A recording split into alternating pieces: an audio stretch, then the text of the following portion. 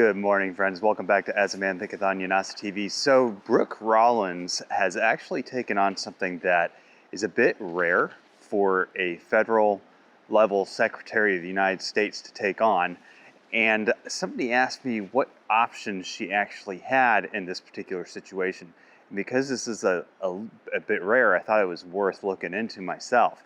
So the background to this, I did a video on a couple weeks ago. This is the Cranbury farm in New Jersey. And because of the Mount Laurel Doctrine, the town of Cranbury is required to build so much affordable housing every year, or at least by a certain period of time. And the problem is they don't have many places to put it. And so they don't want to actually use eminent domain to take this 175-year-old farm away from the Henry brothers. But they really don't have any other choices, okay, because that's the spot where they can put affordable housing. So they want to take a 175-year-old farm, I mean, that's a historic farm, away from a family, two 70-year-old brothers. Now, they don't actually farm the farm themselves. They lease it out to another farmer, but they want to keep it a farm. It's their family's farm. This is legacy, this is tradition, this is a very, very special place to them. And I understand, my family, I grew up with a family farm in Vermont. It was a very special place to me as well. And seeing that go was, well, I didn't like it, you know, so, and I've since moved on and started my own farm. But point is it's a devastating thing that they have to take this because of the Mount Laurel Doctrine that says that they have to build so much affordable housing, and they have until June 30th in order to submit their plans to the state on how they plan on doing that, which would involve using eminent domain to take the Henry's farm. In steps Brooke Rollins, and she says on the 17th that she's on the phone with the Henrys and she's going to do everything in their legal capacity in order to try and save the farm. Now, there's one problem here for Brooke Rollins, and that is that the federal government can't stop a state or local municipality from using eminent domain to take property from somebody. So they can't just step in and say, no, you can't do that, because they don't have the rights to.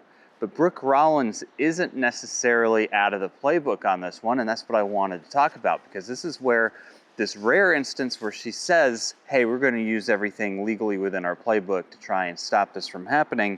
She actually does have several options that I think are worth considering. So what's interesting about this case, and one of probably the strongest footholds Brooke Rollins has in this entire thing, is that it's a project being used for affordable housing. Now, most affordable housing projects across the United States use some sort of HUD or federal government funding.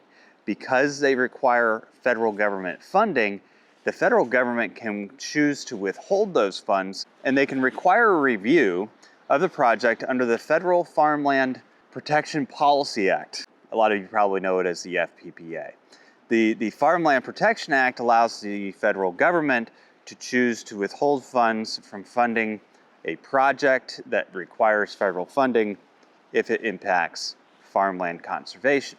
This is actually a very powerful tool, I think, in a project where they are using government funding in order to build affordable housing. And we all know that federal taxpayer dollars go into affordable housing. The state doesn't have the money themselves because all the states are broke. With all the different welfare programs that states do, the federal government's broke, to be frank. I don't know where anybody gets their money from these days. I guess they just kind of print it out on a printer. So the FPPA is an option for Brooke Rollins. In this case, she could request a review under the Policy Act. It may not actually stop the project from going forward, but it makes everything a lot more expensive, slows the process down. The second option that Brooke Rollins has is one that usually takes 6 to 12 months. And according to what I have read, they have a matter of days to weeks in order to accomplish this. But that doesn't mean that with the help of the Secretary of Agriculture of the United States, the head of the USDA, that they could not get it done with the slide of a pen. I mean, if you think about what Biden's auto pen did when he was in office, just imagine what a real person can do with a real signature. So this is an option, and it's one that for the Henry brothers, they have to consider as well. And that is a USDA conservation easement over the land. The USDA conservation easement would federally protect that land as agricultural use for the rest of its life. If they do that, nobody can buy the land except for using it for agricultural purposes. But again, the town, the municipality, the state, nobody else can touch that land for any other use other than agricultural purposes. Now, this particular scenario requires that the federal government get this done before the town files legal action to condemn the property. At this point in time, the town has voted to condemn the property. They've said that's the one that we want. The planning board still has to meet, so they have until the planning board meets. Once they take legal action, which means there's a legal paperwork involved with filing eminent domain, this no longer works. You can't put an easement on the property after they file it. You can start the easement paperwork process, and that does complicate some things for the municipality because now you're saying that the federal government has an interest in protecting this land, but it won't stop it necessarily. It will create an argument and a fight, but the legal consequences, I mean, the legal battle there is fairly weak unless they can get it done beforehand. So if you could turn around a 6 to 12 month process, which we all know the government's just slow on things, if you could turn that around in a few days, you could legally protect that land and keep the municipality from taking it. The other thing that they could do with a 175-year-old family farm is put it either on the national places of historic properties or the state historic preservation site. If it's listed as a historic site at the state level or the national level, again, it complicates the entire process. They can't necessarily go through with it. At the state level, I feel like it's got a weaker chance. If it's on the national level, then it could possibly keep it, again, from ever being developed. So get a national historic designation put on the property and you're golden. Again, these are things that normally take a long period of time, and they have to be done before the legal action is actually filed by the municipality. So they have a short period of time, but at the national level, that's usually done through the Park Service, and that is something that falls under the USDA. So Brooke Rollins should be able to press that through, just like a USDA conservation easement, fairly quickly. But again, I'm not sure how the whole bureaucracy thing works. It does take, especially at the federal level, paper pushers a very long time to get anything done. I took my son to the DMV the other week. It took us 8 hours from the time we arrived to the time we left. It only took him 10 minutes to take his permit test. It was the most remarkable thing I have ever seen.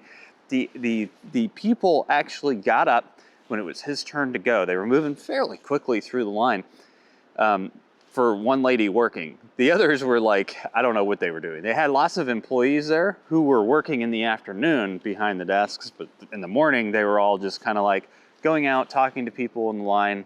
They had one lady inside kind of working everybody through. Comes up to be my son's turn. And then they all leave to a 2-hour lunch break without even saying anything. They literally left a guy on a testing machine. I don't know how any of that is legal. But then they came back after 2 hours and we finally got to go. And then after his 10-minute test, it only took him another 60 minutes to actually get anything done. So my point is that government agencies are just extremely slow paper pushers. Get it through, get it done faster. There's a possibility there. The federal government in this case could also file for a civil rights or environmental rights lawsuit against the town for trying to take this particular farm. And you could make the case that it would be an environmental rights lawsuit in the event that there's not a whole lot of clean space around. You need clean space. Farms are generally considered clean spaces, depending on who you talk to. There are some people who would argue that they're just massive pollutants. But my point is that you could make an environmental case as to why the town needs space to clean spaces for the environment, for the good of the environment. I think that farms are very good for the environment. You could also, make a civil rights case out of this if they feel that the Henrys are being singled out, whether it's because they're elderly, in their 70s, whatever the reason may be. If they're being singled out simply for who they are, or their age, or whatever it may be, they can make a federal civil rights case out of it. And again, that turns it into a legal battle, doesn't necessarily guarantee the outcome. And then, of course, there's political pressure from Rollins herself, which she's already doing. Political pressure, media pressure, getting the public support behind it. I think that in this particular situation, she has the ability to take a multi-pronged approach. She can go for the FPPA and go after their funding.